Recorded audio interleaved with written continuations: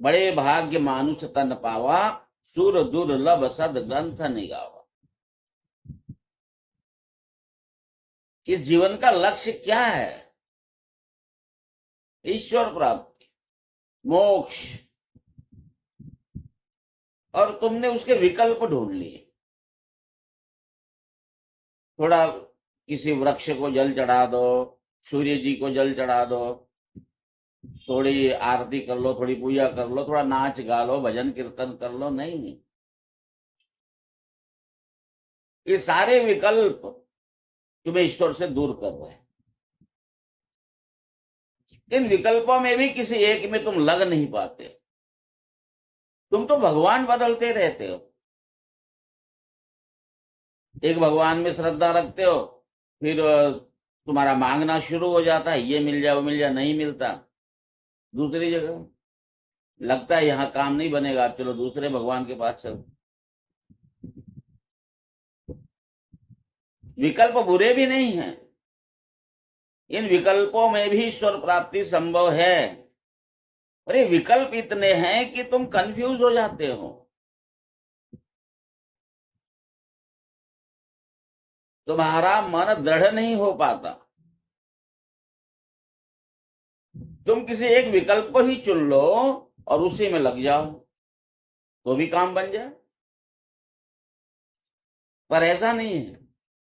तुम समझते हो कि थोड़ा सा भजन भी कर लो, थोड़ा सा ध्यान कर लो, थोड़ी सी आरती कर लो, थोड़ा दिया जला लो, थोड़ा समाज के लोग क्या कहेंगे ये कर लूं वो कर लूं, सारे बंदर की तरह नाच रहे हो। दृढ़ भाव नहीं बन रहा है। यही कारण है कि ईश्वर प्राप्ति नहीं हो रही है, वरना ईश्वर प्राप्ति में कोई देर है ही नहीं है। कहीं भी लग जाओ, भाव ईश्वर प्राप्ति का बना के जहां भी लगोगे वहां ईश्वर प्राप्ति हो जाएगी। मीराबाई साकार ब्रह्म को मानती हैं, कृष्ण को मानती हैं, लेकिन उन्हें यह है कि मुझे ब्रह्म प्राप्ति होगी, ईश्वर प्राप्ति होगी, और होती है। न साकार बुरा है, न निराकार बुरा है, न मूर्ति बुरी है, न तीर्थ बुरे हैं, सब अच्छे हैं। लेकिन तुम्हारा भाव बुरा है। तुम्हारा भाव है स्वार्थ का। तुम जहां भी जाते हो स्वार्थ से जाते हो, और स्वार्थ पूरा नहीं होता तो वहां से हट जाते हो। तुम्हारी श्रद्धा दृढ़ नहीं हो पाती, और इस कारण से ही भगवत प्राप्ति नहीं हो पाती। भगवत प्राप्ति करने के लिए क्या करना है? दृढ़ भाव करना है। मूर्ति, किसी भी मूर्ति की पूजा आप कर रहे हो, गणपति जी की कर रहे हो, शिव जी की कर रहे हो, राम जी की, लक्ष्मण जी की, विष्णु जी की, किसी की भी करो, उसमें भाव ये रखो कि इस मूर्ति में मेरा परम परमात्मा है, वो मुझे प्राप्त होगा। मीराबाई कृष्ण की मूर्ति लेके घूम रही हैं, तो वे मूर्ति लेके नहीं घूम रही हैं, वे भाव लेके घूम रही। मेरे तो गिरधर गोपाल दूसरो न कोई, ये भाव होना चाहिए। तुम्हारा भाव ये नहीं है। तुम्हारा भाव है कहां से क्या मिल जाए, संकट मोचन जाऊं तो मेरे सारे संकट दूर हो जाए, काशी विश्वनाथ के दर्शन कर लूं तो मोक्ष प्राप्ति हो जाए, और बच्चों से कह दूं कि मरने के बाद काशी में मुझे मेरा अंतिम संस्कार कर देना तो मैं वैकुंठ को प्राप्त हो जाऊंगा। ये सारे विकल्प तुमने ढूंढ रखे, इसलिए तुम्हारा मन दृढ़ नहीं हो पाता, तुम्हारा भाव नहीं बन पाता। सच्चाई तो ये है, ईश्वर का कोई स्वरूप भी नहीं है, उसकी कोई मूर्ति भी नहीं है, उसका कोई विकल्प ही नहीं है, लेकिन सब विकल्प उसके ही हैं, सब रूप में वही है। एक मिट्टी ले लो, उस मिट्टी की पूजा करने लग जाओ, उसमें अपना दृढ़ भाव बना लो कि इसमें मेरा परमात्मा है, तो वहां परमात्मा प्रकट हो जाएगा। जब एक भक्त को भूत में भगवान दिख सकते हैं, किसी भक्त को कुत्ते में भगवान दिखते हैं तो आपको मिट्टी में क्यों नहीं दिख जाएंगे, मूर्ति में क्यों नहीं दिख जाएंगे, तीर्थों में क्यों नहीं दिख जाएंगे? लेकिन भाव क्या होना चाहिए? मेरा परमात्मा है, मैं जहां तीर्थ में आया हूं यहां मेरा परमात्मा निवास करता है, मैं उसी से मिलने आया हूं, ये भाव होना चाहिए। जब आप भगवान शिव की पूजा करते हो तो ये भाव होना चाहिए कि ये परम पुरुष परमात्मा ही मेरे शिव के स्वरूप में है। जब आप राम की पूजा करते हो तो ये भाव होना चाहिए कि मेरा जो परम पुरुष परमात्मा है वही राम के रूप में है, वही कृष्ण के रूप में है, वही गणपति के रूप में है, सब रूप में वही है। ये भाव आ जाए तो आपका संकल्प दृढ़ हो जाए, फिर कोई विकल्प न बचे। विकल्प है क्या? सारे विकल्पों को आपने एक कर दिया, सब में मेरा परमात्मा ही है, फिर जहां भी मन लगाओगे वहीं परमात्मा प्राप्ति हो जाएगी। ये बड़ा सरल उपाय बता रहा हूं, कुछ नहीं करना है, कहीं नहीं भटकना है। बाकी भटक भटक के कुछ होना नहीं है। भटकने से भटकन ही होती है, लटकन होती है, और कुछ मिलता नहीं है। कुछ मिलना है तो भाव से मिलना है, भावे ही विद्यते हरि। भगवान भाव में विद्यमान है। कुछ भी बुरा नहीं है, कुछ भी गलत नहीं है, सारे विकल्प भगवान के ही हैं। तुम्हें वही विकल्प भगवान से दूर करते हैं और वही विकल्प तुम्हें भगवान से मिला देंगे, केवल भाव बदल जाए। क्या भाव हो जाए? ये मेरे परमात्मा ही हैं। एक मिट्टी का पिंड बना के पूजा करो ना, कह दो कि ये मेरे परमात्मा है, ऐसा भाव बनाओ, दृढ़ करो। है उस मिट्टी में परमात्मा, है क्यों नहीं है? कोई कसम खाई भगवान ने, मैं मिट्टी में नहीं हूं, मैं तीर्थ में नहीं हूं, मैं मंदिर में नहीं हूं। भगवान ने कोई कसम नहीं खा रखी है। ही इज एवरीवेयर, हर जगह है। कमी है तो हमारे भाव की कमी है, दृढ़ भाव की कमी है। और ये तुम्हारे लिए संभव है, दृढ़ भाव बना लेना। भटकना संभव नहीं है। भटकना अप्राकृतिक क्रिया है। जो तुम भटक रहे हो ना, यहां से वहां, वहां से वहां, ये प्राकृतिक नहीं है, ये नेचुरल नहीं है, ये सहज नहीं है। सहज भाव क्या है? सब परमात्मा ही है, सब रूप में। ये सहज भाव है।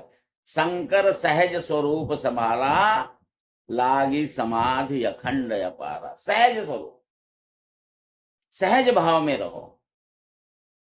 है क्या ईश्वर किसी में? कुछ है क्या? नहीं है, कुछ भी नहीं है। ये जो तुम्हें दिख रहा है ये केवल उस प्रोजेक्टर का प्रतिबिंब है। जैसे प्रोजेक्टर से प्रतिबिंब निकलता है ना, आप फिल्में देखते हो, तो फिल्म क्या है? प्रोजेक्टर से निकली हुई आकृतियां हैं।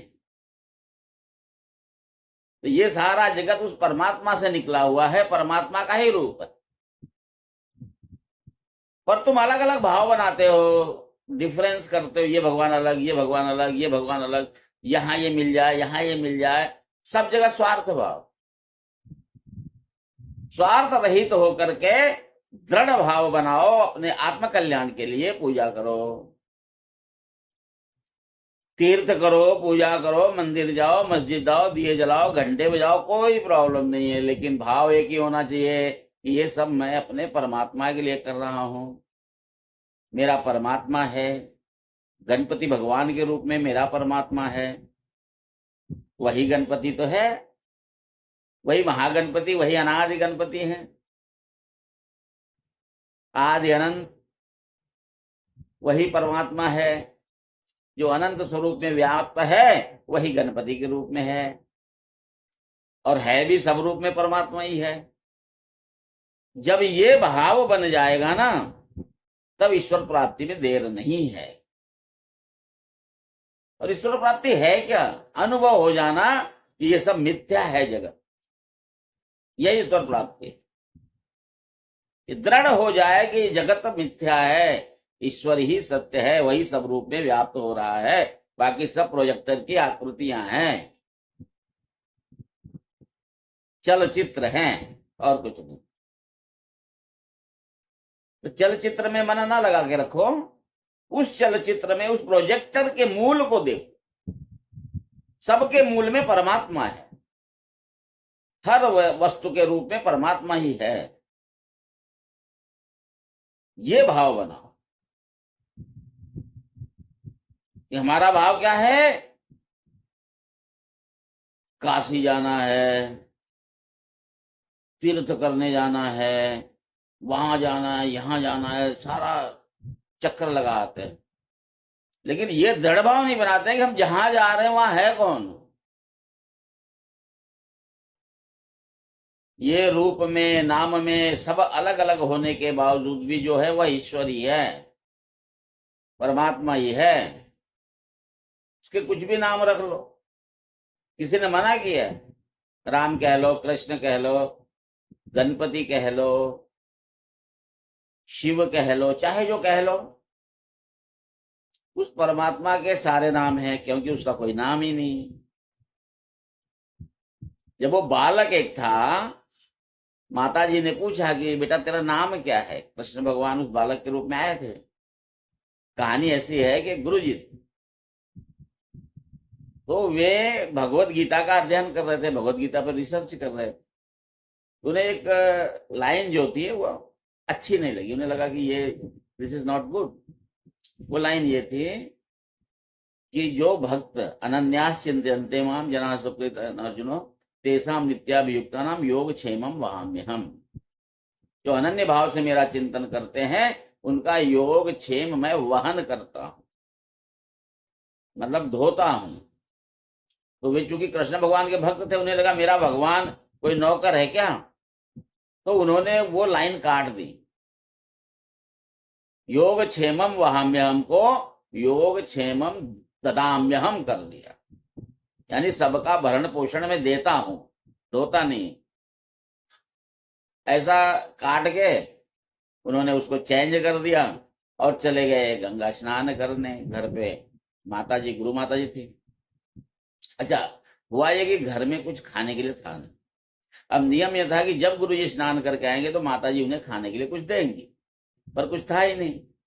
माता जी भी बड़ी चिंता में थी, क्या बनाऊंगा आज। तभी एक बालक अपने सर पे बहुत सारे अनाज, जो चावल दाल सारा कुछ दाल सब रख के भाजी वगैरह जो है लेके आता है। और वो बालक बड़ा छोटा था, और वो जो सामान लाया था वो बड़े वजनदार थे, काफी वजन था। वो थका हुआ, पसीने से लथपथ। माता ने पूछा, बेटा कौन हो तुम, क्यों यहाँ आए हो? उसने कहा, माता जी मैं आपके लिए ये कुछ सामान लाया हूँ, इससे आप अपना भोजन बना लीजिए। तो माता ने कहा, बेटा तुम हो कौन, क्यों ले आए हो? उन्होंने कहा, माता जी मैं कौन हूं ये मत पूछिए, गुरु जी के लिए लाया हूँ, आपके लिए लाया हूँ। माता जी ने पूछा, पर तुम्हारे, उनके होठों से खून बह रहा। माता जी ने पूछा, ये खून कैसे बह रहा? उसने, गुरु जी ने मुझे थप्पड़ मारा।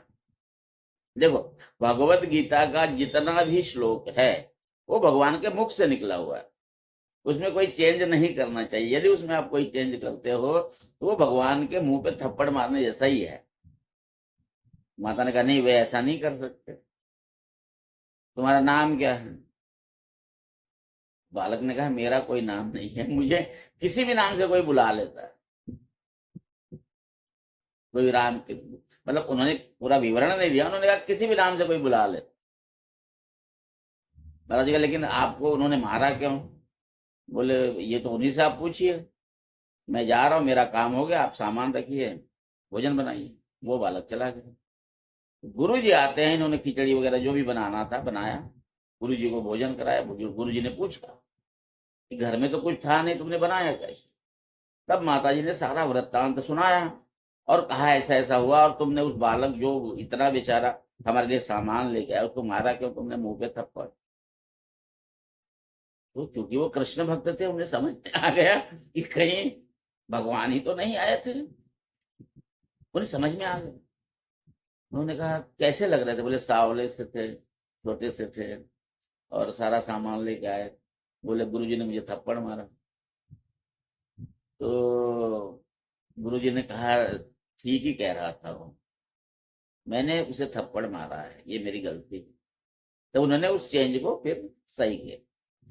तो कहने का अर्थ ये है, भगवान का कोई नाम नहीं, कोई धाम नहीं, कोई लक्षण नहीं, कोई रूप नहीं, और सब रूप उसी के हैं। जिस किसी भी रूप में तुम परमात्मा को दृढ़ भाव से पुकारोगे, वो उस रूप में प्राप्त हो जाएगी। संसार में जितने भी जीव हैं, जितनी भी वस्तुएं हैं, उन सब में परमात्मा भाव करो, तो फिर आपका भाव दृढ़ हो जाएगा। क्योंकि दृढ़ विचलित होगा कैसे? आपका भाव विचलित हो ही नहीं सकता। कैसे होगा? आपने तो सब में परमात्मा भाव कर लिया है, लेकिन जब आप अलग अलग भाव करते हो तो विचलित होगा ही। तो आपको लगेगा यहाँ काम नहीं हो रहा है, वहां होगा, वहां नहीं हो रहा है, वहां होगा। लेकिन अब आपने जब ये दृढ़ भाव कर लिया कि सब देवी देवताओं के रूप में, सब तीर्थों के रूप में, सब मूर्तियों के रूप में परम पुरुष परमात्मा ही है, सर्वव्याप्त परमात्मा ही है, ऐसा भाव कर लिया, तो फिर आपका भाव दृढ़ हो जाएगा और परमात्मा प्राप्ति हो जाएगी। बोलो कृष्ण कन्हैया लाल की जय।